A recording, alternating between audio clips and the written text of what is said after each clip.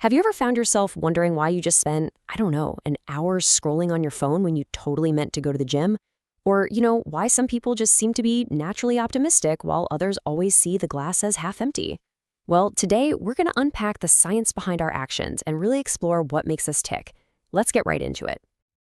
Okay, so let's just start with the biggest question of them all, the one that basically drives the entire fields of psychology. Why did you choose to watch this right now? Why do we sometimes put things off until the last minute? Why do we feel happy or sad or anxious? What's going on there? Well, the truth is, human behavior is just incredibly complex. I mean, for centuries, we've been trying to explain it with these really simple theories. The ancient physician Hippocrates, for example, he once thought that hysteria in women was literally caused by a wandering womb. Yeah. Thankfully, we've moved on to some slightly more scientific approaches. So, to really get a handle on this, we've got to look at our behavior from three different angles. Think of it like starting from the inside and working our way out. We're going to check out the brain's hardware, then the mind's software, and finally, the social network that we're all plugged into.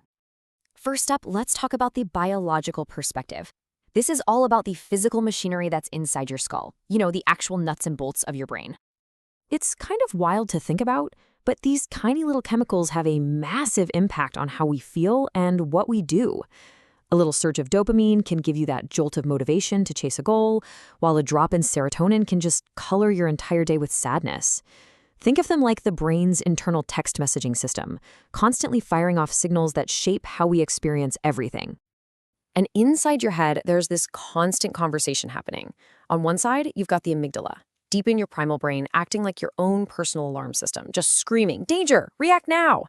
But on the other side, you've got the prefrontal cortex, kind of like the rational CEO of your brain, calmly saying, "Hold on, let's analyze the situation before we do anything rash."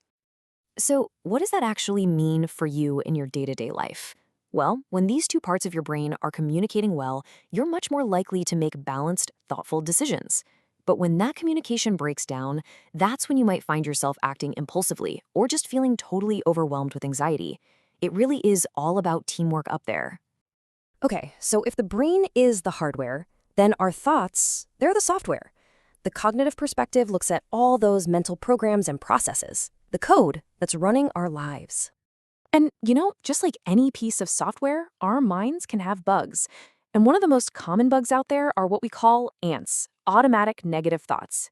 These are those little critical voices that just pop into your head out of nowhere, telling you you're not good enough or that something is definitely going to go wrong.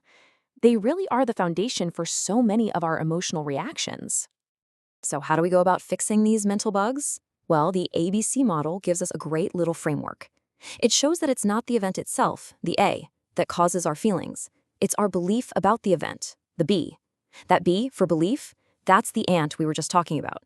And here's the cool part. If you can change that belief from "I'm a failure" to something like, "Okay, I need a new study strategy," you can completely change your emotional consequence. And here's a perfect everyday example of that software in action: procrastination. Cognitively, it's often driven by a fear of failure or just plain old avoidance. So the fix isn't just trying harder. Nope, it's about recoding your approach, breaking that big, scary task down into smaller, less scary pieces, and actively challenging those thoughts that make you want to avoid it in the first place. Okay, let's zoom out one more time. Because we're not just a brain and a mind operating in some kind of vacuum, right? We are deeply, deeply shaped by our social network, our culture, our relationships, and all the people around us. A really powerful force here is our natural tendency to categorize people into in-groups and out-groups. Who we see as us helps form our identity and makes us feel like we belong, but it also has this profound influence on how we perceive and act towards them. And this brings us to another really key idea. We learn so much just by watching other people. Social cognitive theory explains that we often model our own behavior on the people around us, especially if we see them getting rewarded for what they're doing. It's basically why you don't have to touch a hot stove yourself to know it's a really bad idea. All right, now for the really cool part. Let's see what happens when we combine all three of these perspectives to look at one of the most famous experiments in all of psychology. You've probably heard of this test, right? A child can have one marshmallow now, or if they wait, they can get two later. For decades, the conclusion was seen as purely cognitive. Kids with more willpower do better in life. Simple enough, right?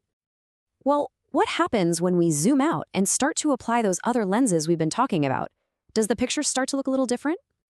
Oh yeah, this is where the socio-cultural perspective just adds this incredible richness to the story. Turns out, a child's decision isn't just about raw willpower. It's also about trust. Do they actually trust the adult to come back with that second marshmallow? Has waiting for things paid off for them in the past? Or does their life experience tell them, hey, take what you can get right now? So what this shows us is that context is absolutely everything. What was once seen as a simple test of willpower is now understood as this complex reflection of a child's entire environment and their level of trust. Given their world, their choice might be perfectly rational. So after this quick tour through the human mind, what's the one big thing you should really walk away with? It's this: no single perspective ever tells the whole story. To really, truly understand why we do what we do, you have to look at the hardware, the software, and the network, all at the same time. They are constantly interacting with each other to produce our every single action and emotion. And that leaves us with one last thought to take with you. Think about a choice you made today, anything at all. Was it driven more by your brain's chemistry, a mental habit you have, or the social pressures around you? The real answer is, it was probably all three. Thanks for watching.